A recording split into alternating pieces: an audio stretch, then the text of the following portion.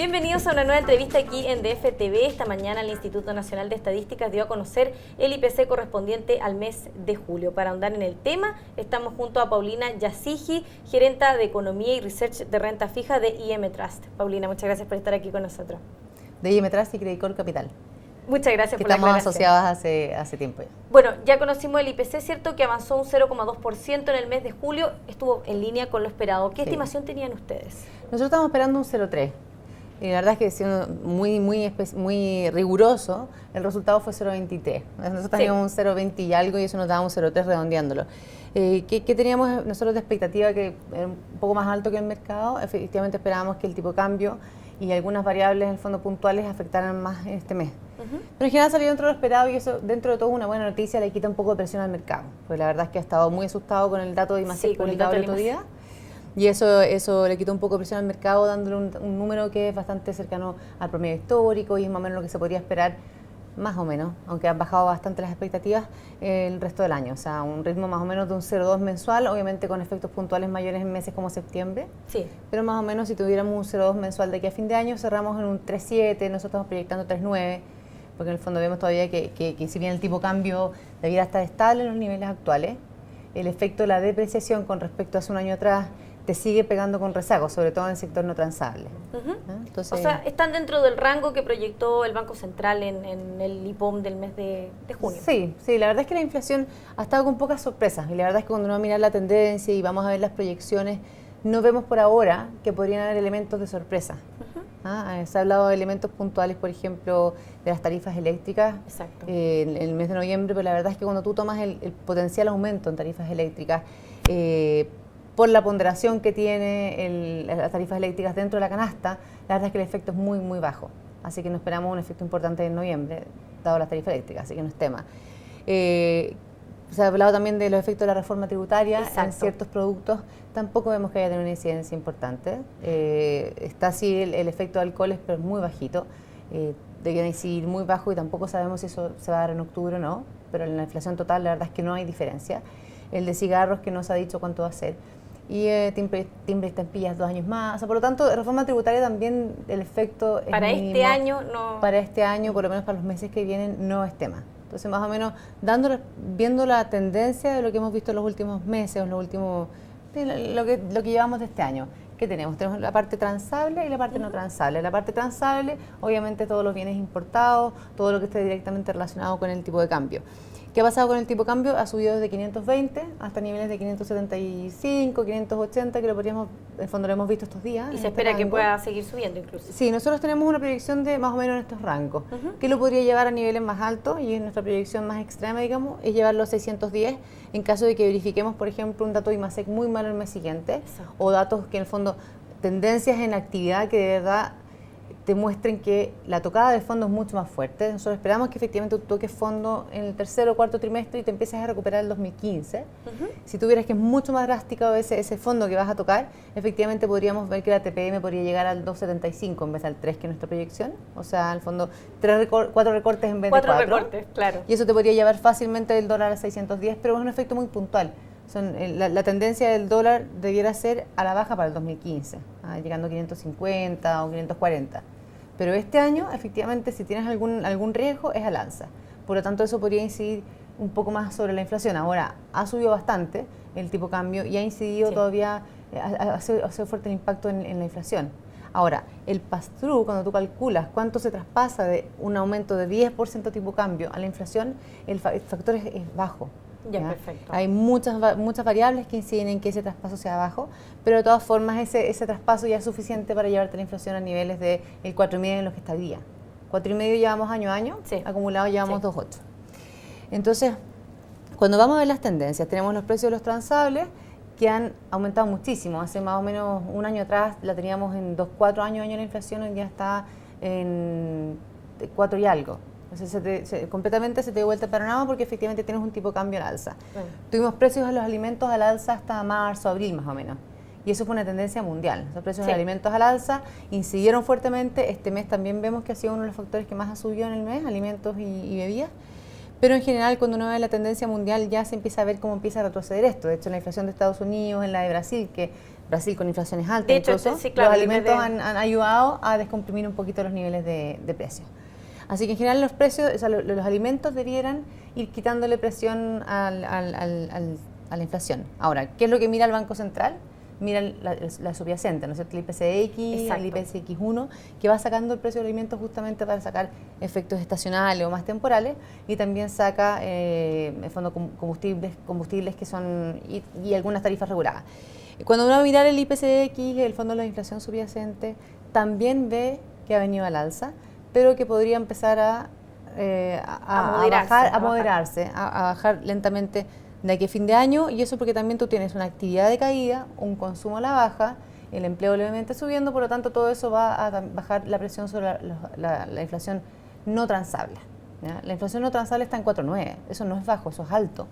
O sea, a pesar de que tenemos una desaceleración importante en la actividad, todavía tenemos precios altos. ¿Por qué? Porque tú tienes traspaso lento hacia los no transables del tipo cambio. Por ejemplo, se habla de siempre se sube el pan, ¿no es cierto? Sí. O sube el transporte. Ahora vimos el transporte interurbano en el mes de julio en particular, porque tuvimos las vacaciones de invierno y suben los buses. Niños, claro. Exacto.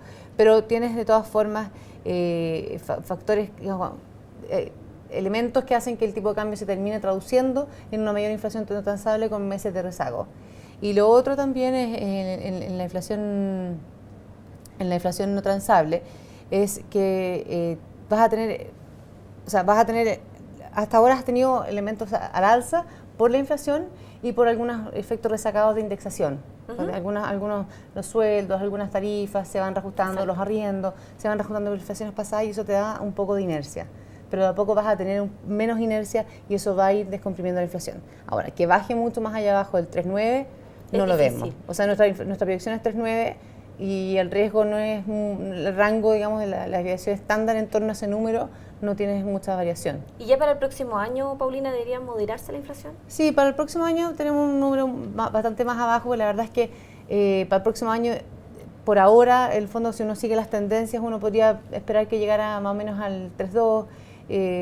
Podría bajar un poco más abajo. La actividad que nosotros tenemos proyectada para el próximo año, el PIB creciendo en 3,6. O sea, vemos una recuperación, pero más hacia la segunda parte del año. Hacia el segundo semestre. Hacia el segundo semestre. La inversión podríamos verla recuperada el primer trimestre. La inversión, recordemos que es el componente más volátil dentro de todas las cuentas. Y podríamos ver quizás el primer trimestre ya un rebote. Ahora, algunos han hablado del cuarto trimestre y de a poco han ido posponiendo las expectativas. Exacto. ¿Por qué podría ser el cuarto trimestre? Porque tenemos una base de comparación que nos ayudaría. Es decir, el cuarto trimestre del 2013 fue muy mala.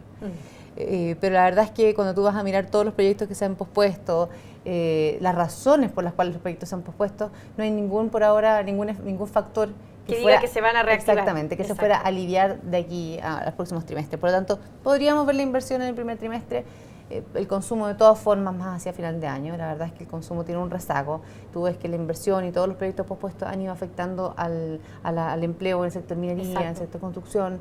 Eso va afectando las expectativas de la gente. Los salarios reales siguen aumentando, pero han desacelerado su crecimiento. Por lo tanto, vamos viendo cómo la gente empieza a tomar conciencia.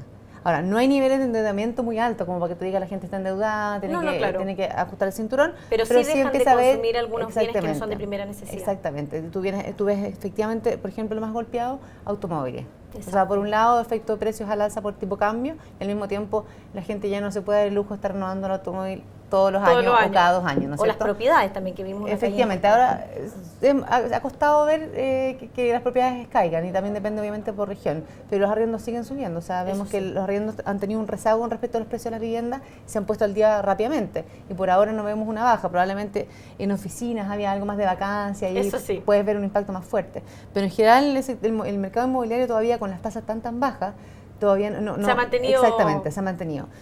Pero en general, viéndolo por componente, la actividad, lo que te decía, la inversión, podríamos ver algún repunte el primer trimestre, el consumo ya hacia final de año recuperándose, el gasto de gobierno obviamente es una variable que va a depender un poco de cómo salga la reforma, pero igual de todas formas sí, el crecimiento del gobierno no tiene una incidencia muy alta. Si no está aprobada la reforma de educación, probablemente la presidenta del Fondo del Gobierno podría decidir usar esa plata para algún programa de reactivación mientras no se decida lo que se va a hacer con educación.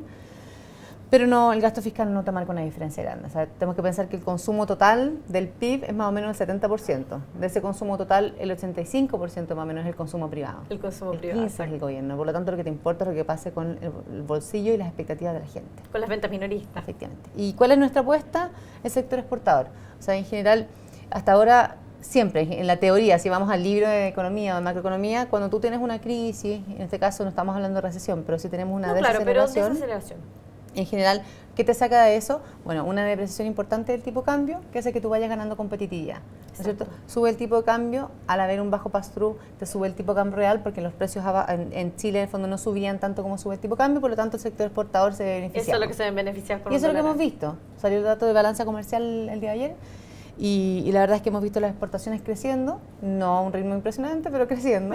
Y las importaciones cayendo de forma importante. Y las importaciones tenemos las de bienes de capital, las de bienes de consumo cayendo. O sea, vemos que las importaciones están pegando en el apretón y eso te ayuda a que nos entren en el fondo de ingresos. Estamos más o menos en 5.700, creo, acumulado balanza comercial hasta en dólares. Así que... Por ese lado va bien. Exacto, eso es lo más automático. Yo diría que hasta aquí la economía chilena se ha comportado muy de libro, muy de libro. O sea, la verdad es que todo lo que ha pasado era esperable. Que quizás no es esperable, obviamente, un IMASEC del 0,8, que todavía nos cuesta explicar los componentes. Vemos que la producción minera creció menos de lo que venía creciendo. La producción manufacturera sigue negativa como venía en los meses anteriores. No tenemos todavía la explicación del elemento, del elemento que te dio el 0,8. Y también por eso nos cuesta por ahora, algunos salieron diciendo que para julio podría ser entre 0,5 y 1. Una cifra similar. Efectivamente, nosotros no sé si estamos tan negativos con el número, pero hay que entender bien qué llevó a ese 0,8 para entender si esa noticia se nos podría propagar para el fondo de los siguientes meses. De todas maneras, Paulina, ya varios organismos internacionales y también nacionales, ¿cierto?, recortaron su proyección de crecimiento del PIB para este año, incluso por debajo de un 2,5%. Sí. ¿Qué expectativas tienen ustedes?